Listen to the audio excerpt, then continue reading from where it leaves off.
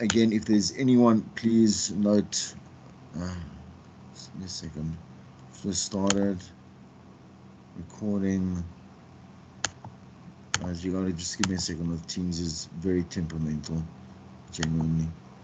Okay, great. I'm gonna just minimize that right now, and minimize that. Okay, so let's look at your first.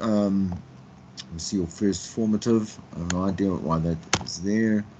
Okay, so this is again going to be based on the stuff that we're starting today. Okay, and then obviously we're going to carry on with the follow-up lessons that happen within the next, like over the next 3 weeks or so. Okay, and the thing is that, as I said to you in class, like you got to already start finding your groups. No more than 4, please, and no less than 3. Okay, so we don't want to be able to. Can you just admit people in that are waiting, if there are any people that are waiting? Okay, we just admit them in. Okay, great. Okay, let's just start with the silence. It's a bit unsettling. Okay, so if I'm start stoppish, it's because I'm thinking like you're gone. Can't see the room right now. Okay, so it's a research project. It's about understanding, again, evidence requirements for building a radio station. Okay, and your main aim is to, I mean, the whole thing with this, and obviously the follow-ups, except barring the formative 2, okay, which is podcasting once again. Which it should stay exactly the same, but it's going to be obviously on a much higher and more detailed level. But then obviously your formative 3 is your live shows, okay, and then your summative is going to be your demo, okay. So we base all of this, like the stuff that you find here on, in this formative 1.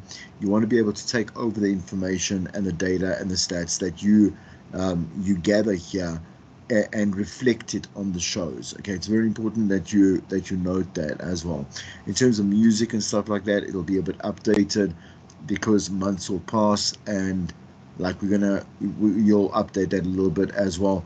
Sometimes there's a bit of a thing with BMH radio where they don't want to particularly let you play certain music, and if that happens, when we get to that time and that place, like we'll just go with the music that's there. But rotation is very important. Okay, once again, also rotation, something that you will learn in class when we are doing when I see you in person. We will be doing clocks. I'm going to revisit the clocks and stuff. Okay, it's no point actually just doing here virtually. Okay, so okay, so the thing is that first of all, and again, this will also be a lesson on its own, is beginning by defining who you think the typical listener is. So we call it the composite listener, right?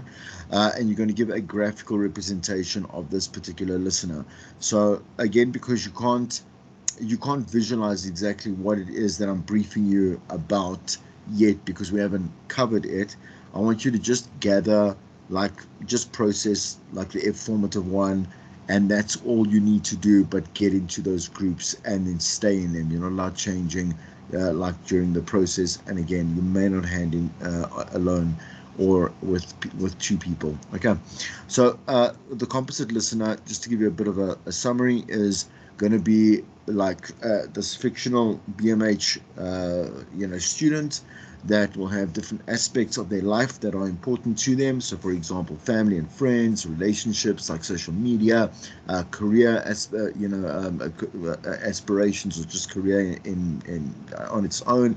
Like we can do various different aspects that will describe this typical composite listener, and those will be broken up into different sectors as well, so that the more that we define this composite listener, the more we'll understand like how they think, how they act, what content will we be bringing up, what we think is important. Like, for example, studies must be on its own as well. And when you define this typical listener, right, so your hypotheses, it means what you are guesstimating is closest to what the typical listener, typical BMH student listener is about. Okay, so not only with the graphical representation, you must include a like a paragraph that but a good paragraph that describes again, like, okay, for example, Sibulele will now, she's a third year student, she has a part-time job, like her main obviously, let's say her fears are like not getting a job, or maybe part of it is understanding how she can be in a committed relationship with a lot of, obviously, like informal relationships happening with obviously our Gen Zers, like things like that, that you'll describe this person in detail, and then obviously represent them as a graph. Okay, so to get those 10 marks, so when you're looking at the rubric, please, that's where you must look. You mustn't look at these like these and then go on your own and try and guess what makes up the 10 marks. You must go down to the rubric itself and then go see, okay, this now breaks it up, or whatever it may be. Okay, all right, pull the RAM figures, which I've already uploaded, and again, we will also have a class on that. I think it's lesson 8, right, where we will discuss how you can understand the RAMs, but I'm going to also upload like just a video that describes like it's a YouTube video. Like it'll be this guy from the BRC that goes and he explains in detail, but it's a long video, like how you can understand the full capacity of the RAMs, right? Like, so when you're looking at these RAMs figures, you need to bring about like the competition that BMH radio has. So for example, other student radio stations like UJ and Tux FM and Val are direct competitors for BMH Radio. But not only that, like we have our YFM, obviously. We have, let's say, 947 is one of them, and at a push, I would say 5FM and Metro, right, at a push. So what you do is you go and you look at their figures and their stats and understanding how the RAMs and their, obviously, in the listener behavior, right, is defining where those stations are as your competition, so that you can also show you understand how to read RAMs, okay, and RAMs figures, and then interpret them as well. Okay, so so that will give you your 10 marks there. Let's go to number 3, what you're going to do, and again, as you can see, it's a lot of work for very little marks. Okay, so design and conduct one-on-one surveys with a target audience, giving an in-depth analysis of all the facets of the process. In this case right now, like when you will be counted 1 for giving that in-depth analysis. So in other words, saying we went through like the lifestyle, particularly focusing on like where the students spend their money, like what recreational activities or whatever it is they're involved in. Not questions like how long do you listen to radio, because it's irrelevant. I mean, you must be able to, with the surveys, you must to define a question as valid, right, or justified. It has to help you make a decision. Okay, and with these one-on-one surveys, so you've got to do a minimum of 10. Ideally, try and do a little bit more, just so that you can get some graphing correctly done in the next, obviously, question. But like, for example, let's say, what music do you like, so then you'll give at least like 10 categories, okay, like genres, okay, that they can choose from. And then like I say, another option is like, where do you work, what do you spend your money on, is a good option. And then you'll say they're like toiletries, food, like transport fees, whatever it is, right? The questions like what sex you are, which you need to obviously put in there, like what age you are, and what disposable income they have. In other words, like, what does the student have every month to spend disposable, like, okay, so rent is not really disposable income. Okay, So again, this is for, again, all the other things that are making up that student's month, okay, for example. All right, so those questions, like putting that in your survey, doesn't count for marks at all, because that's just mandatory. All right, and again, you want to be able to, in your understanding of the results, in the next question, number 4, you want to be able to quantify male versus female, and you want to be able to build pivot tables in Excel, right, to give you deeper analysis of stuff that you didn't understand, so you won't see in a two-dimensional sheet. So like, for example, we found that most females enjoy like hard-hitting journalism, and or journalism shows, like obviously news featured shows, or there's a high intake of financial advice, that's coupled in with people who have a lower dispensable income than 5,000 or 2,000 rand, or whatever it is, or even it's more surprising, people maybe that have a higher disposable income might be listening to those particular types of shows, right? Okay, so when you do, again, you really should check in with me, like on a constant basis, like, Chris, like can you look at my survey, which ones are wrong, which ones are right in terms of questions, right? Then your survey must include quantifiable and then qualitative questions. So qualitative, again, also in lessons to come, right? Qualitative are long, are like the long questions. In other words, you want to say, why would you switch to, or why have you switched to another station and don't listen to BMH radio? Give me 3 reasons why. You understand? So that people will write down stuff that you can go and process as more more in-depth, again, understanding further than just quantifiable, which is going to give you numbers. You understand, right? So we need at least 10, let's say 10 quantity questions, so short questions, right? The ones that have the multiple choice, or I'm saying the yes no questions, or whatever it is, right? And then we need at least 5. I would push for like another, maybe like 8 to 10 quantity, like a quality, right? Qualitative questions, okay, that are longer questions. Again, if this is stressing you, just relax. All of this is going to come up in the next couple of lessons, okay? So when you do number 4, like, you have to show what you've learned from, like accumulating those results in question 3. So you must do the graphs that are necessary. Then you must do paragraphs that show your understanding, your deeper understanding of what a BMH listener or BMH student is really all about. Okay.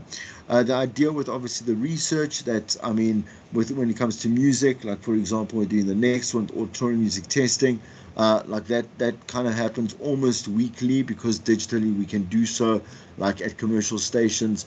But like, those focus groups are super important to our big commercial stations that can afford it.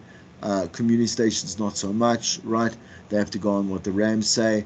And then once a year, maybe twice a year, I would imagine the average community station will be able to, do some focus groups and ask these questions. Have a couple of people in there, people that don't listen to the station, people that do listen to the station, keep them there for like 2 or 3 hours, ask them a bunch of questions, and really like getting in touch with them. Okay, so the auditory music testing, right? Okay, so based on what they say in the surveys, right? So they will say, we like right, or amapiano plus kwaito plus pop, let's say, urban pop, whatever it is, right? You must then go choose from those selections 50 songs, okay, that you will draw from. One, obviously, those competitive stations top 40s, you understand? So you will go look at the Metro FM top 40, the YFM, if it's available, Last time I checked, it wasn't available. I'm saying on online. Like you look at 947, you'll go definitely look at the student stations, and you're going to pull a certain amount of songs for 4 categories. Okay, the one is going to be our top 40 songs, right? So that doesn't mean 40 songs. It's everything like that falls under top 40. So obviously the things that are super popular. The second category, which is the biggest one, and again we'll break it down in class further, okay, is bubbling under. All right. So the songs that are either losing traction, losing like their appeal, so they're dropping out of the top 40, and once they're dropped out of bubbling under, they won't be heard from for quite some time. Do you understand? And then those songs that are like rising up and coming into the top 40. The other one is like it's a very small category. I would push for alternative local, which means uh, like social media musicians, which we have. We also have some musicians on campus that have done some really great work as well. I would build, let's say, 5 songs into that, and the other ones are classics. Okay, so the stuff like the Mariah Careys, the Boys to Men, the Tony Braxton, like the Whitney Houstons, like this type of stuff that is like it's classics. Michael Jackson's, that's it. Okay, all right. Anyway, so what happens is with the auditory music testing is you will have 30 people in a class, okay, and in the class, like you're going to play only the bridge, right? One of the verses and the bridge, so that it's the most recognizable part of and most enjoyable part of that song. They will rate the song from 1 to 10, okay? And nothing more than that is actually necessary from their side, right? So you go through all the 50 songs, like, they'll fill it in for you. You will now get it back and you will re engineer.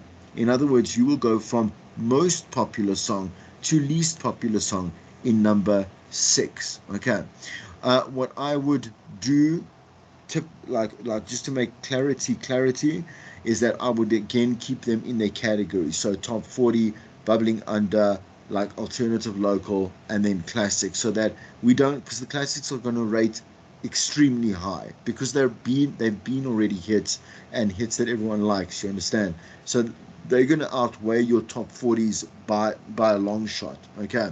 And you're bubbling under, I would keep them in the categories, and then obviously like reorganize them according to the total number that you get from adding up all the ratings that those 30 people have given that particular song. Okay, so that will be for number 6. Take all of the research that you've conducted, and now you will redo question 1, but now according to your accurate findings of, okay, like the surveys, the testing. You understand what I'm saying, right? So now you'll understand this listener a lot more. Here's the second part. So there's a section C. I don't know why it's labeled C. I don't know what is section. So what is section A? No section A. Anyway, point is, all right, okay. So this is now something that is going to be checking how much you remember from last year. Okay, right. So it says here, it's time to start creating content for your shows. We will be going into the content development lessons, the on-air lessons, quite soon after we are done with these particular lessons. And then what I'll do is I'm leaving the sales management and the legalities and stuff for last, like after we are done with all the honest stuff, which again, please remember, like it basically fills your first semester. Within maybe 2 weeks of the second semester, then you've got to go on air, okay, which is when I'll do studio training, okay, with you, so that you know what you're doing. All right, okay. Anyway, so use the topic below to answer the following questions. Eskom has just announced stage 10 load shedding will and it'll commence immediately. Stage 10 means that on an average of 4 hours electricity every 24 hours Right, we all can roll whatever eyes we want to that, right? Generate an appropriate talk topic. In other words, so a phoner, okay, like using this news as the basis, it should be creative, stimulating, and not just a routine query. Like, what are your thoughts on? That is the worst question that a jock can ask their listeners. Like, what are your thoughts on? What do you think about this? Tell me what your feelings are. Where you, I mean, like that is lazy radio, right? So we want to be able to say, like, for example, like, in terms of, like right now, never mind stage 10, like in terms of stage 6, which is brutal. Okay, like where have you effectively now seen like the worst influence of stage 6, the ripple effect that it's had in your everyday life, and how your life is actually, not only lower quality, for example, but in like it is forced lower quality, right? So where we had different sects in terms, and we still do have in terms of like our middle and low class, whatever it is, like we all sit on the same front when it comes to now the effects of having no power, right? So we can go. So you need to come up with an original idea, okay, and if it's not, then it's a direct zero. Okay, generate 3 constructed phoner replies. So in other words, you so what we do when you have a show, right, is when you're trying to test your content, we develop what we call the ultimate listener. Okay, so if the ultimate listener's response is a great one, like it's super original, like it differs from the next ultimate listener, right, we know that the phoner, the topic, right, is is a good one. If it starts sounding the same, yes, yes, no, no, or they all are definitely in support of, it's not a good phoner. Okay, so what we do, and here, what you do when you construct people's replies, it's for you to imagine, like very easily, whether the topic, the phoner, and I want you to stop also use never use the word topic, because the topic, that word's gonna carry over to your on air, and it's such an easy way to show that you're an amateur. Like we'll say conversations, like what we're talking about, whatever it is, right? Anyway, so you will construct those 3. If the 3 are realistic, 1, and they're great answers, 2, it makes for a good phoner. Okay, create an engaging and entertaining top 10 list of things you can do during load shedding. The list must be humorous and be generated by you. So, like, you cannot use what's out on the net. Do you understand? And I know there are zillions of top 10 whatever, right? Like, you can maybe use, like, 'cause, let's be real here, all right? Like, to be able to understand, like, creativity is to be able to lean on and step on the shoulders of someone else's creativity, right? That's not cheating. That's how creativity works. Like, there's nothing new that anyone can create. So, for example, you might have gone and looked up, for example, the top 10 things to do when you're completely bored at home, right? And that might springboard some original thoughts and ideas that you can put into this top 10 list, right? It has to be tongue in cheek, I would say, because slapstick stuff is not going to really, it's not gonna like follow through as well. And if it's too clever, do you understand what I'm saying to you, or like it's too private, like for you it made sense, you laughed a little bit in your head, and then you go to your sister, your brother, and you go and tell them, and they're like, I don't understand. It's because that, like, it's missing context, right? Like, that's when you start getting a little too deep in, and you're missing the point completely. Like, humor has to land right there. That's why it's got to be witty. Okay, witty is smart humor, but it's direct and simple humor as well. Smart doesn't mean it has to be complicated. Cool. Give an example of a guest that you could interview upon hearing news of stage 10.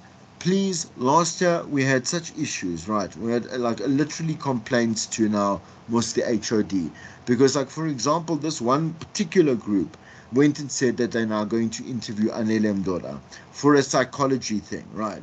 But only for the fact that it's Anele. Do you understand? And obviously they got 0 for it because she has no relevance. She's not going through like a mental crisis. She hasn't displayed that. You understand what I'm saying? There's no point in putting a famous person on for no good reason. Okay, so please don't do that. You don't have to, like, you could say there, for stage 10 load shedding, like, we have to interview people that can explain solar power to, and obviously like the reality of solar power, because it's super expensive, right, to install solar power into your house. Like, everyone's saying, oh, solar power, solar power. We're starting to see the most advertisements for it everywhere, and it's I mean, like, when you go and do, like, this bit of a quote, we're talking 60,000 minimum for 1 or 2 panels, right? Okay, and so it's not like it's going to solve rich people's problems, right?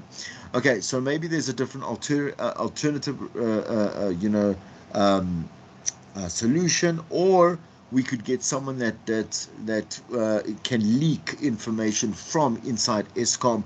Like, a lot of people are saying ESCOM is now run by far, it's controlled by far too many of, like, it's mob justice. Like, there are people that are within mobs that are gaining direct money and monetary, obviously revenue from ESCOM, but they are criminals, like actual criminals. Like, we like to talk about how people are just criminals because they pay themselves too much. These are actual, legitimate, high, like, so we call them high end or organized crime criminals, right? Okay, so you could get someone like that, right? So that you have to offer up the questions that listeners might want them to answer. So they just give 5 pertinent. So that means, like, relevant questions and important questions that you would pose to the interview. And now that the conversation has concluded, craft a caption to post on social media to promote this particular, so it's a podcast, right? Okay, aim to stimulate and never simply declare, oh, we discussed this about power outages, right? So you will get marks for the originality and the kind of the controversial, like they always say, if you're naming your YouTube videos, like, make it super short, make it super punchy, make it, don't explain like what the thing's about actually. So think about it like that. Then obviously you need to reference, please, like you've learned before with the Harvard method. And again, obviously get marks on punctuation, spelling, stuff like that. There are so many. So this is a big. It's a really big formative. So if you decide to do it in like the last 2 weeks before, it needs to actually. Let me just see when it actually has to be in. So the 10th and the 16th of April, right? So the week of that, like, you will fail. Okay, and it's because it's not complete, and it hasn't been. You haven't gone through the processes. Okay, I'm going to close that up there, and I'm going to just switch the screens over to, just give me a second here. Okay, I've got us back here. All right, are there any questions first and foremost? Are there any questions? I'm just going to, stop sharing, sorry. Okay, so I'm back here. What's up? Any questions? No, nothing? Okay. So what I'm going to do then is I'm going to share lesson 5, please. Lesson 5 is about character maps, okay? So I'm just going to jump on over there. Just give me a second. Lesson. It's my lesson 5. Lesson 5 there. Oh yeah, here it is. Yeah. Okay. Cool. And we are now where we are supposed to be. Are there seriously just no questions at all about the brief? Are you all still there and not going like to the toilet or something, or just completely going to Pick and Pay, or I don't know, Cotton On? You fine? Everyone there? Good? Okay. Not yet. Not yet. Okay, so okay, not yet. Okay, cool, great, thank you. Okay, so I'm not gonna run the presentation because you can see clearly right here. Okay, this is about character profiles, right? So what happens is with the character profile, I'm just gonna minimize this tiny bit here so it can be seen. Okay. Okay, so character profiles, you're going to do this in your formative three. It's going to come out like you're going to have to do this massive character profile of yourself. That sells yourself. It's either in the formative three or it's in the S1 as well. But you need to also define people's roles, like in this assignment now. You know what I'm saying to you, like what type of let me just please extract me saying this assignment, right? Let's just focus on the fact that you will have to just develop this and keep it on the side. So we want to check this in class, okay? When I see you tomorrow, okay? Like get a little bit of feedback, right? Okay, and see whether you're on the right track. I've included, so when I prepped this lesson, I put in most everything, right? A character profile for radio or for entertainment media, right? Is It's a combination of what you might think a Tinder, like a well obviously detailed Tinder profile is, comes and it meets the middle with a LinkedIn profile, right? Which both of them don't really have a lot to say about you, but I'm saying like your professional needs to meet your personal, because we cannot we can't, like when we want to hire a personality, we want to hire a personality. So we want to understand like what makes them tick, like what they're passionate about, like what are they involved in, what are their accomplishments and their success and whatever it is, right? Okay, like we want to know this because it matches. Like if you got you must, I mean, if you have some experience or whatever it is and you're looking for someone, like you need to go to a managing, like a talent management service, right? Okay, so people that do talent management, not not an agency that takes you onto their portfolio and then just sends you as extras for every TV show and every, you know what I'm saying to you, like every advert, right? That's not. You must get a talent manager because they they want to take a limited amount of people on their portfolios and they build you across what the limits that you can actually push in terms of your talents, right? And then they obviously want to push you as obviously a brand. Okay, so they develop your Z card. Your Z card is uh, it's literally like almost like a CV, but you use it obviously in talent management, right? And For example, I mean, so I went to this man. So this she's a raw woman, man, but she's one of the best, right? She's in Auckland Park. But this was when I joined commercial radio. I was there and I was like, I want an agent. And she was like, well, what do you do? Like, what can you do? And I said, I'm already like a succeeded presenter. And she was like, so what? What else can you do? Can you act? Can you sing? Can you dance? Can you do taekwondo? I don't know. Like she says, I need stuff. I need things to sell you, not just because you can talk. You have to be able to do a number of different things so I can build you. You know, even though she gave me. So her name's Gaynor, right? Well, the yeah, like Gaynor is her surname, right? Um, and it's one of the oldest, and she's part of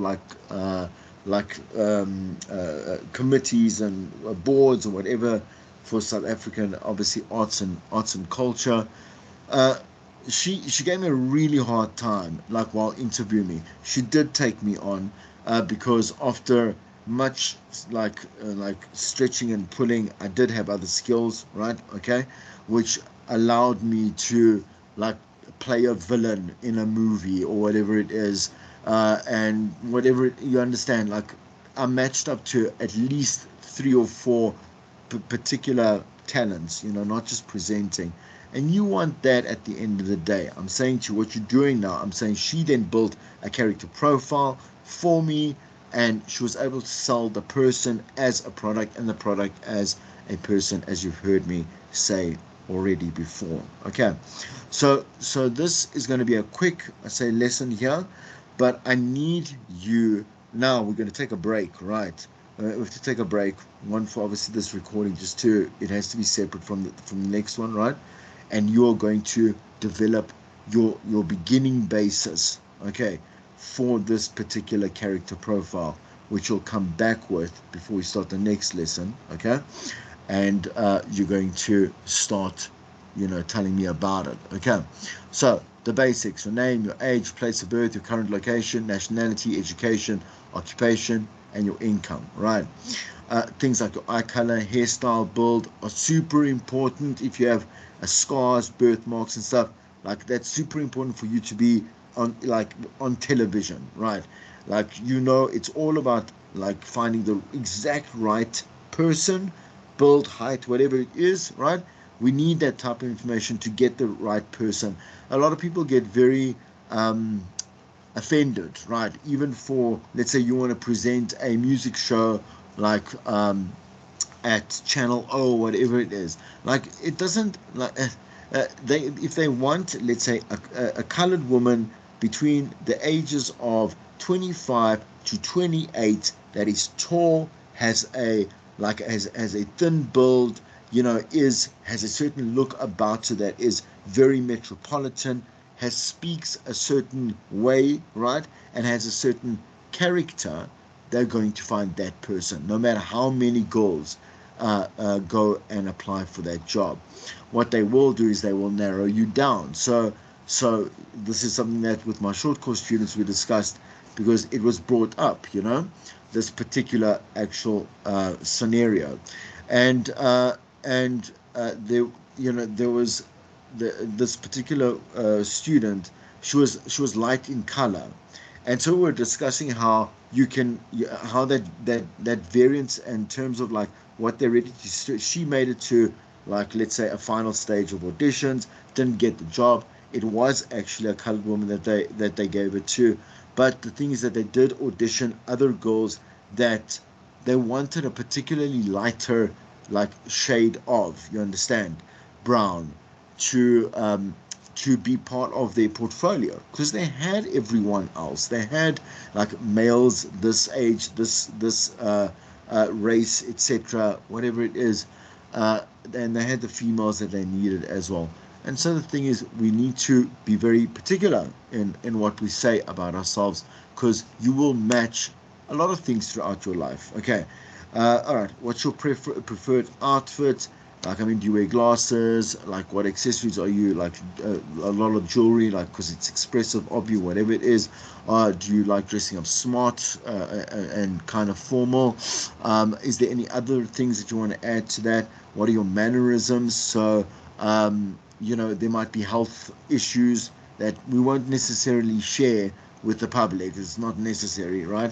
Unless you're doing some sort of charity campaign for, like, cancer, and you're in a recession, man, yeah, you understand, like you're coming out of cancer and are a survivor. I really can't now, for the sake of my life, remember what that is, or that word, but like, it would have to play for a purpose, right?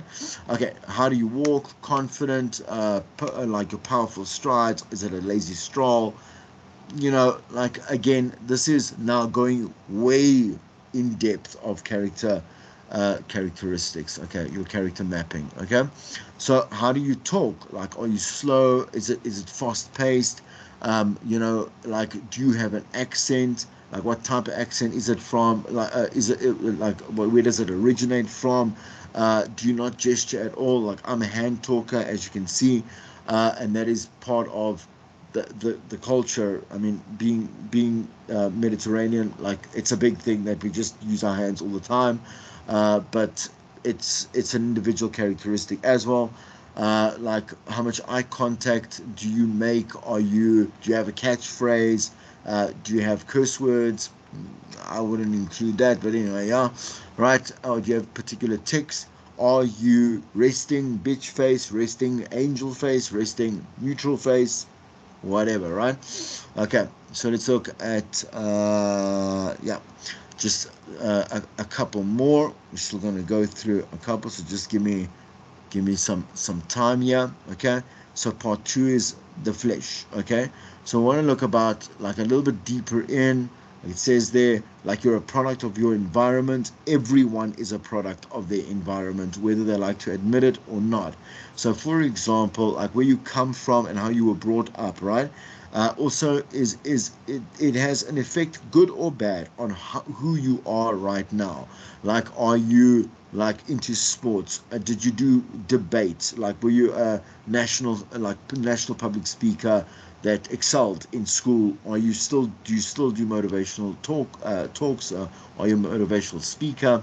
Like, are you an ally to the LGBT community? Are you LGBTQ, and does that factor into like the things that you do as a person? I'm saying to like again, does the activations that you're involved with, I don't know, right? Okay, or if you just feel like it's a thing that you need to state because it defines a lot of who you identify as, put it there. Okay, like drama, do you have drama skills?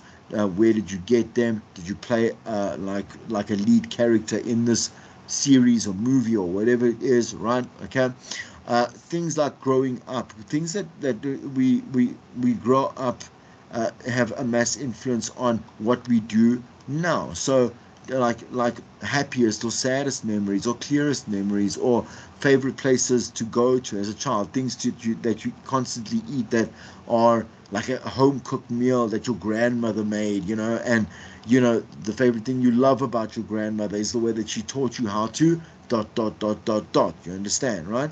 Okay, so if you could change one thing from your past, like, so for example, don't ever paint yourself, like if you're building a CV, right? I know that they teach you this in first or second year, right? So when you're building your CV, like you must use, if you're going to state your weaknesses or things that were detrimental to you, whatever it is, you have to recalibrate that into a strength. Do you understand? So you went through all of this, like you went through a particular really hard, obviously, sect in your life, right? And it made you a more whatever person. Okay, like advice that you adopted, growing up, so you younger, you were much more of this mentality, but now, through all these experiences or just as you grew up and you surrounded yourself with like-minded people, like this is how you see life, this is how you envision it, etc. Okay, looking at describing your family if they are important to you, you understand?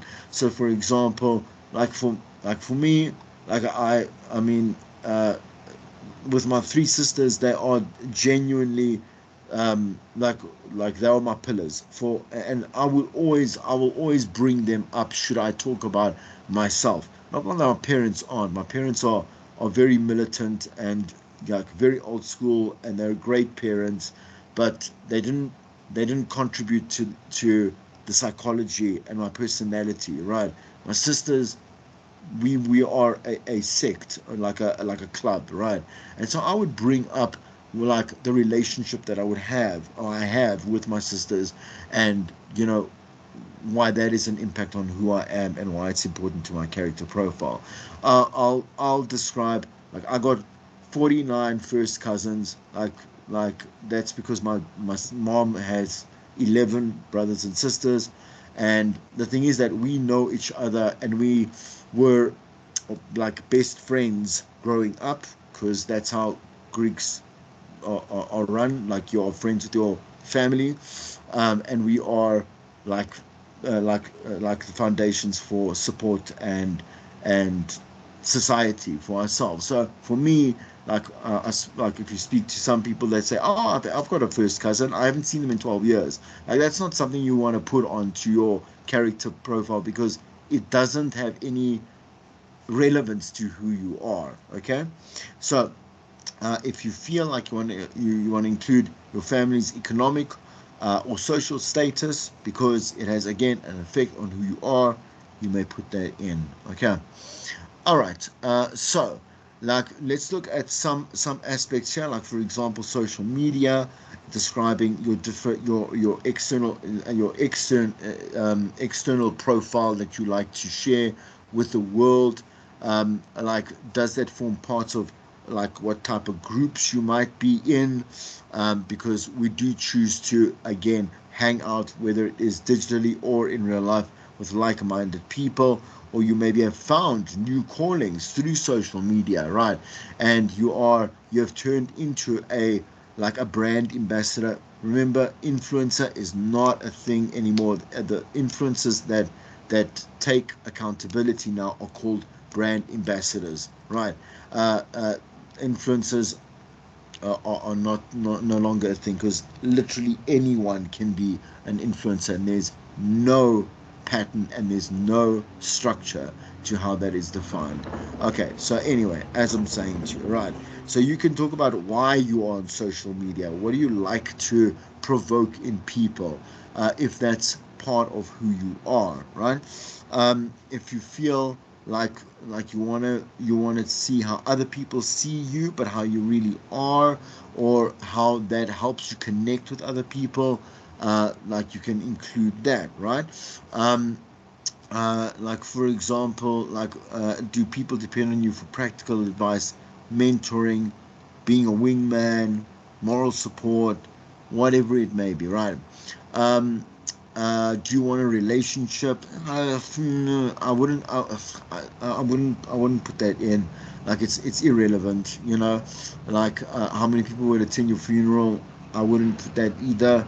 Like unless you're trying to make like a comical, um, what I'm saying, to a statement to show like your comedic abilities, right? Okay, and then the core is part three. So let's look at, like, are you street smart, or are you book smart, or are you both? Are you an optimist, a pessimist, a realist? Okay, are you introverted, extroverted, or combination in between? What is like your favorite? Your like it's your theme song for life. You understand? Like it's the song that defines like who you are, right? Where you would, if in a utopian world, love to love, you understand, and maybe own an island, whatever, on, I don't know, right? Anything that again describes more of who you are, put this into your character profile, right? Okay, so what do you want most out of life? Your biggest strengths, your biggest fears, your biggest accomplishments. Obviously, your idea of perfect happiness, your favorite quote, okay, that inspires you, whatever it is, or maybe it's a self-made quote, or one that has been inherited down many lines within your family. Um, how do you approach power, ambition, love, and change? Because that really defines like what type of person you are. What is the one subject or position that would rescue you from what is the one object or possession that would rescue that you would rescue from a fire, burning home? In other words, what do you cherish the most as something that you have in your life?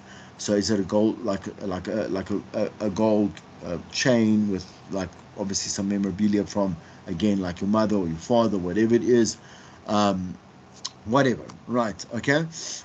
Things about your morals, very important, like who you saw yourself as at certain ages, and who you believe you'll be at certain ages, right? The music that you listen to, like for inspiration, and that means something, versus the stuff that you just enjoy because it's just entertainment for you, and we all have that.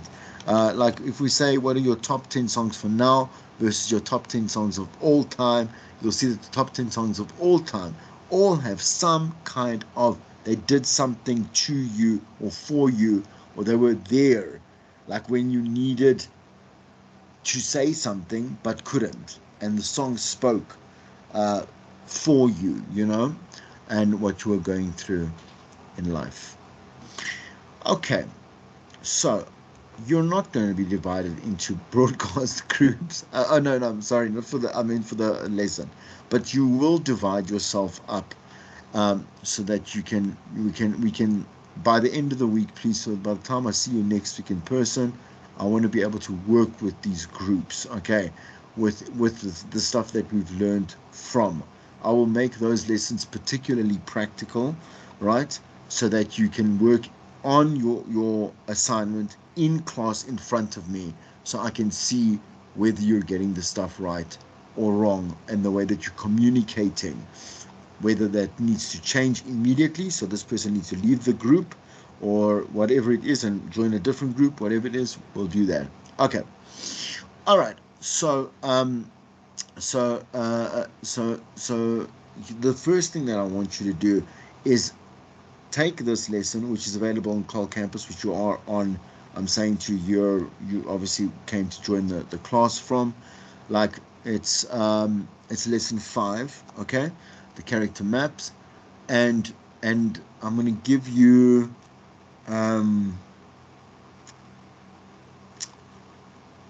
we ended 3:30, so I'm gonna give you till 2:10, okay? But hold on. So I want you to also in that time, there's this article here, okay? 5-star personality brand, okay?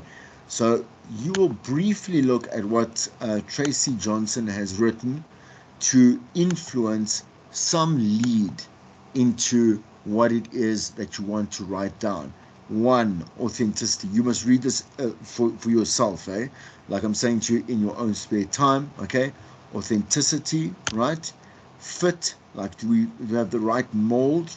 Are you the right mold for certain target groups or whatever it is? Are you memorable as a, so this is a personality? Are you likable?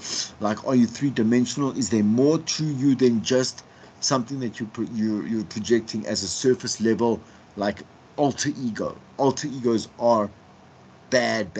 So if you're calling yourself like, I don't know. Like, I'm going to use Ursula Stoppenfeld's one, which is, she was called Brown Sugar for a long time. I called myself Papa G. Like at a varsity level, it worked fine. But the moment I went to commercial, they were like, you need a real name, right? Okay, do not use alter egos, because alter egos are something that you actually have to live up to every single day. And someone that is mourning doesn't want to actually talk to Papa G. You understand what I'm saying? So right, they want to talk to a person. They want to talk to Chris. Okay, all right, and then you, the rest you can obviously you read for yourself. But my main thing for the moment, I know I've still got the lesson up. You can't actually see the this particular ebook that is there, right? I need you to go and do just this for me here. Okay, so in a second here, I'm gonna just stop the sharing, and then I want to just stop the recording. Okay, you can stop there.